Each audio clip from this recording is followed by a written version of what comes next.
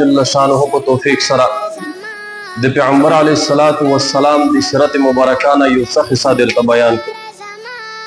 تیر شوی جما باندې مو د الله تعالی په توفیق سره د پیغمبر علیه الصلاۃ والسلام سیرت مبارکه هغه مو تر یو حد پورې بیان کړو. تر دې ځایه رسېدلې وي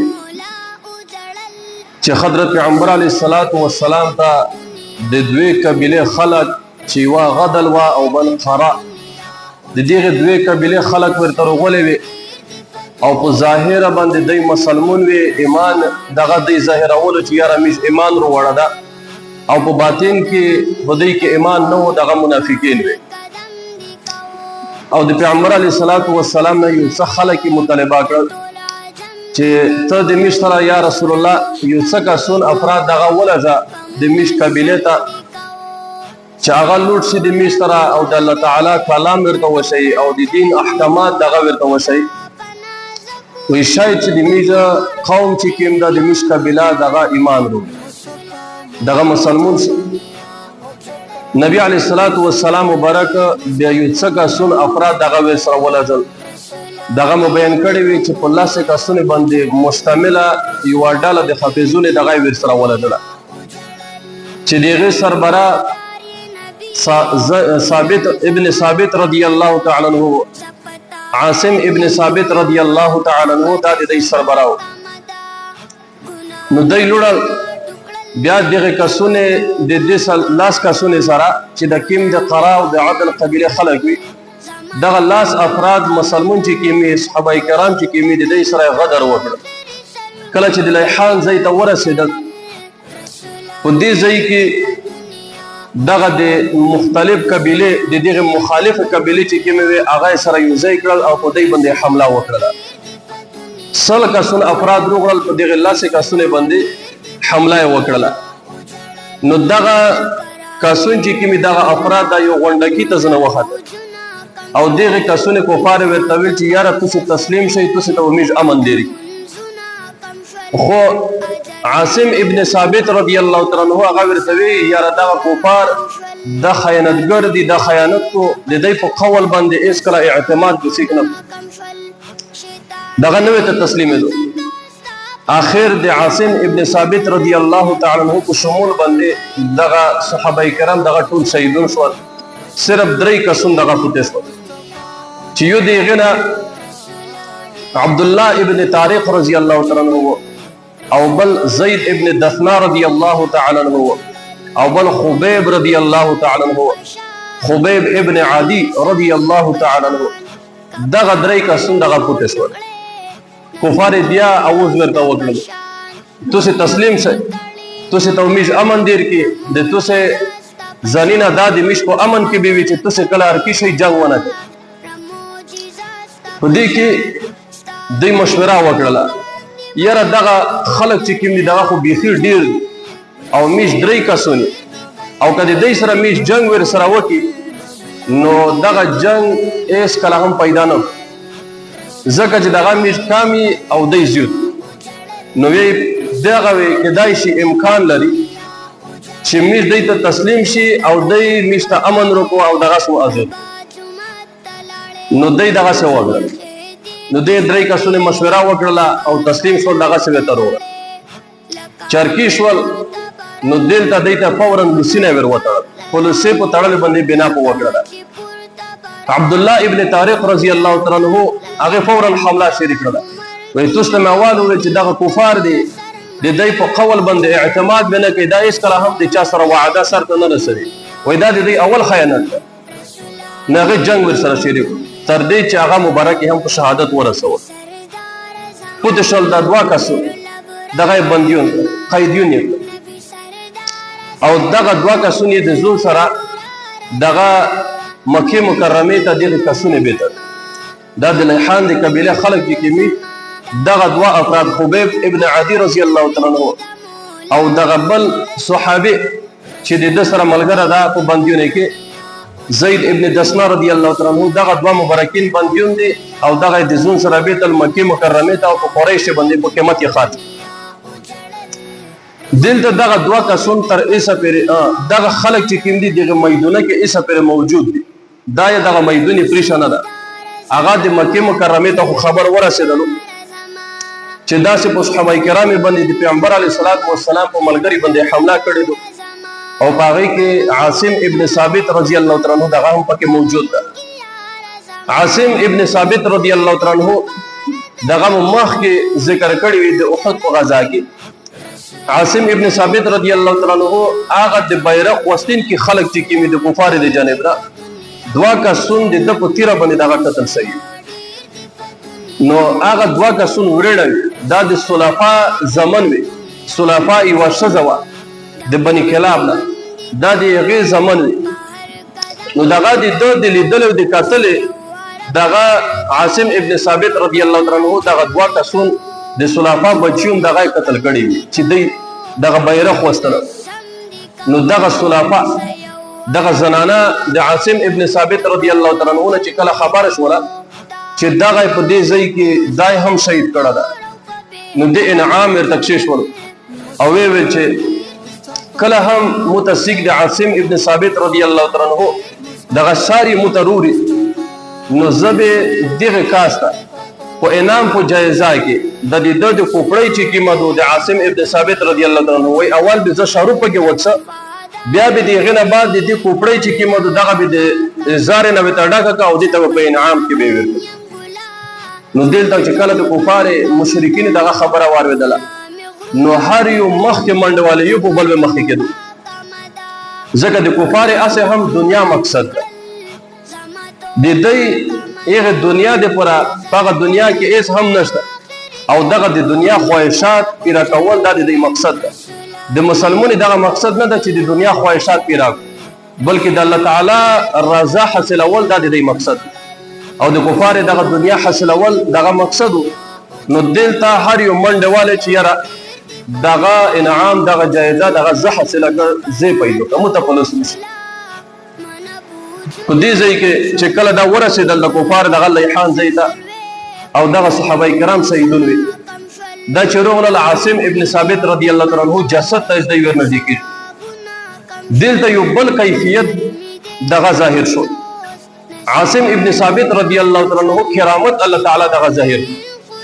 عاصم ابن ثابت رضی الله تعالی عنہ دا وی په خپل ژوند کې دغه خبره کړې و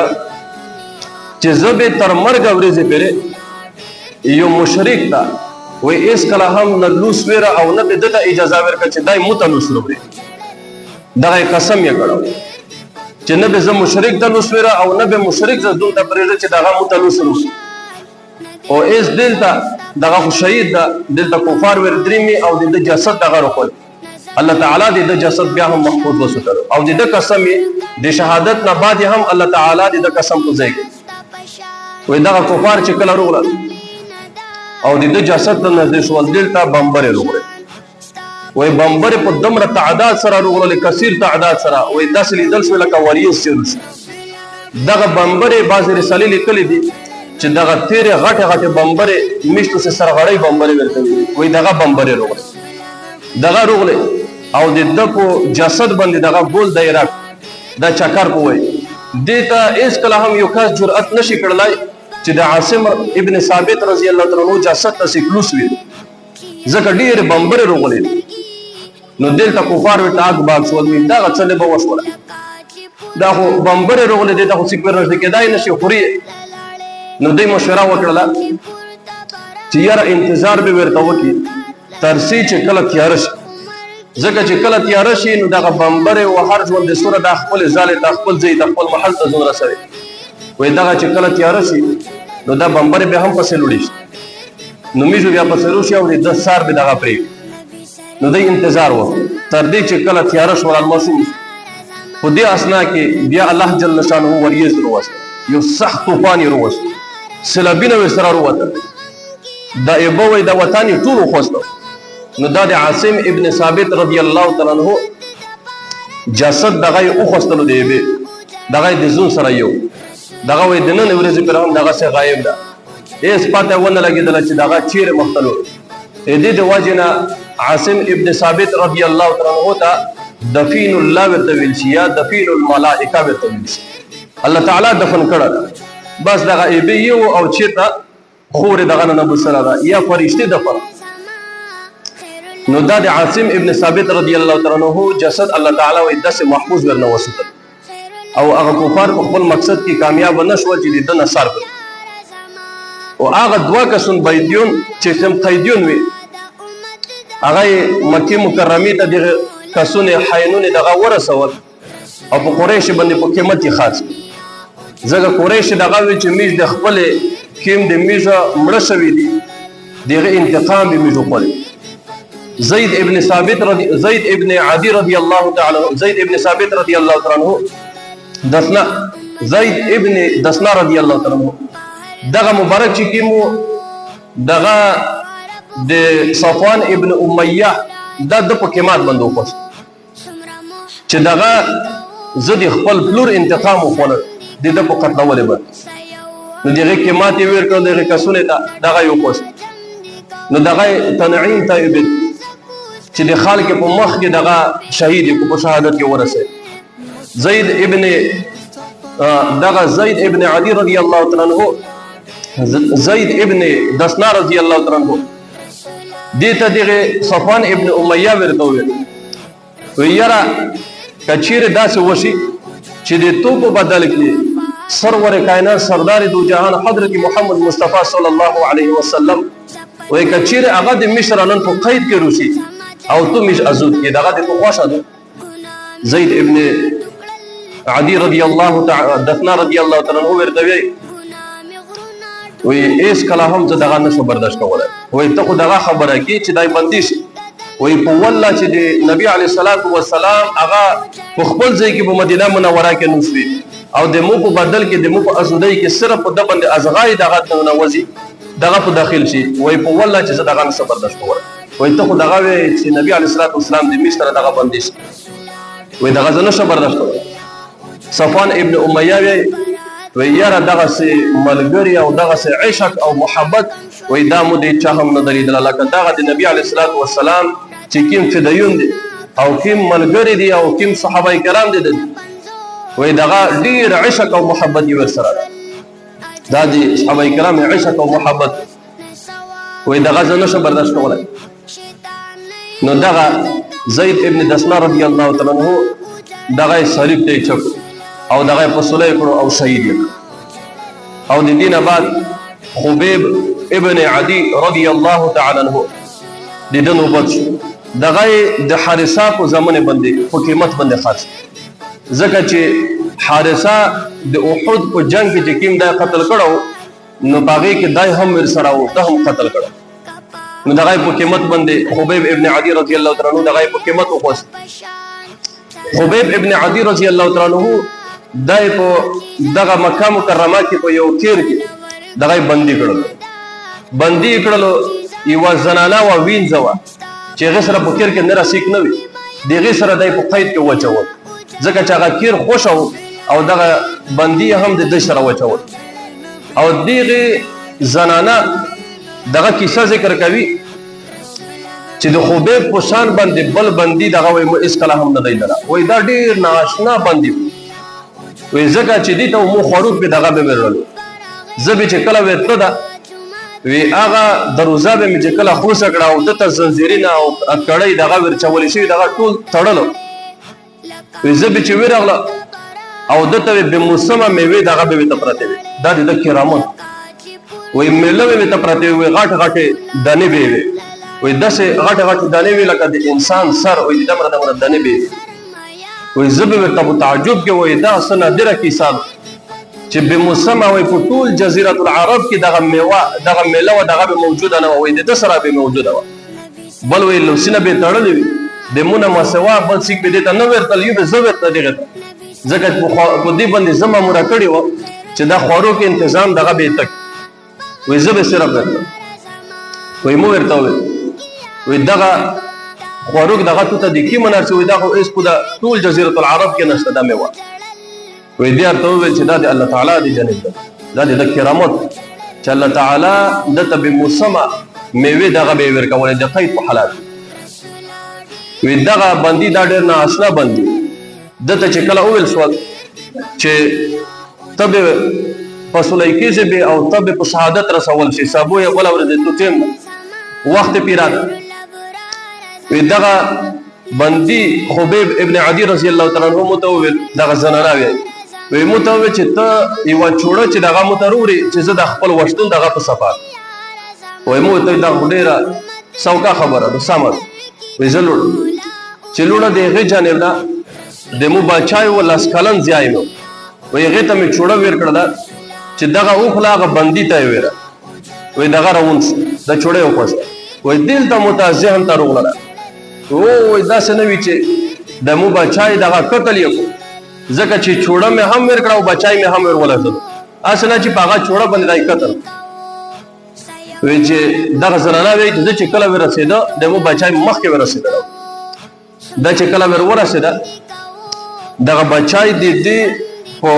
دغه ورونه باندې کښېنوله ده او د دې سره خبرې د بچي سره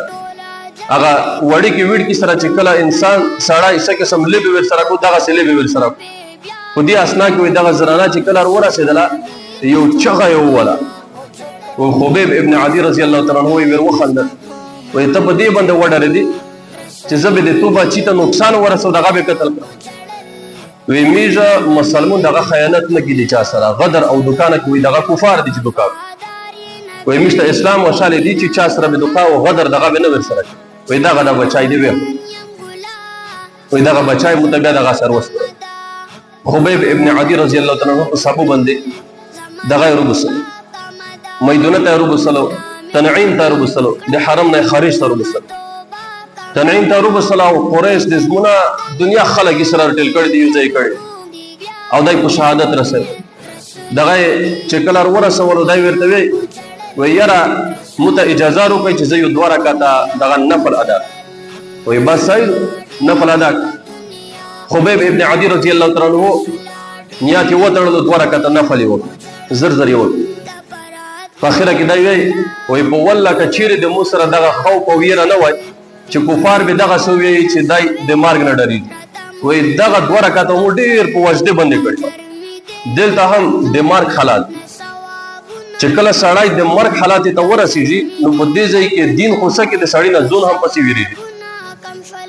ځکه چې دا ډېر سخت حالات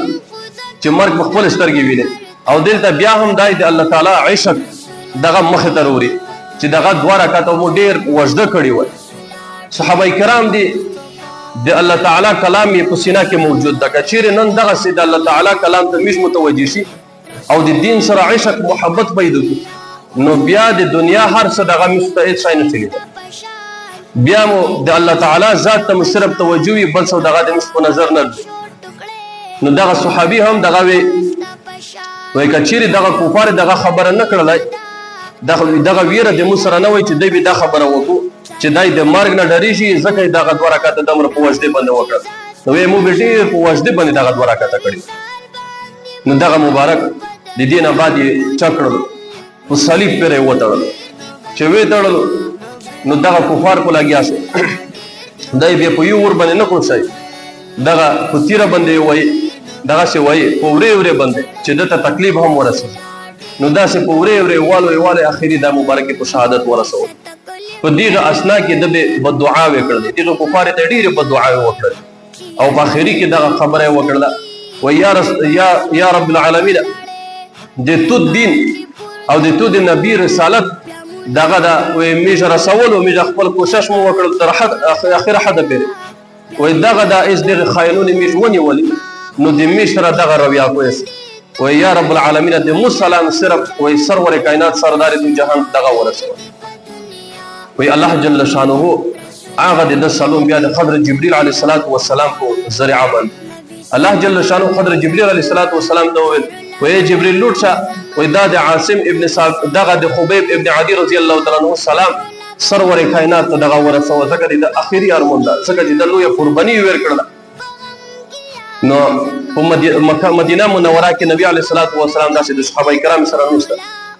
د خبرې په مابین په اوسط کې کو وی لا حول ولا قوة نبی علیه السلام دا کلام وی. صحابه کرام پوښتنه وکړه یا رسول الله څه پېښ ول څه وس؟ نبی علیه السلام دا خبر ورکړلو هغه د توسه ورېر خبیب ابن عدي رضی الله تعالی عنہ هغه په شهادت باندې ورسول او جبريل عليه السلام ته خبر خبیب ابن عدی رضی الله تعالی عنہ یې په شهادت ورسول نبی عليه السلام ته خبر نو دغه د ماء الرجع کیسه و تر دې ځای په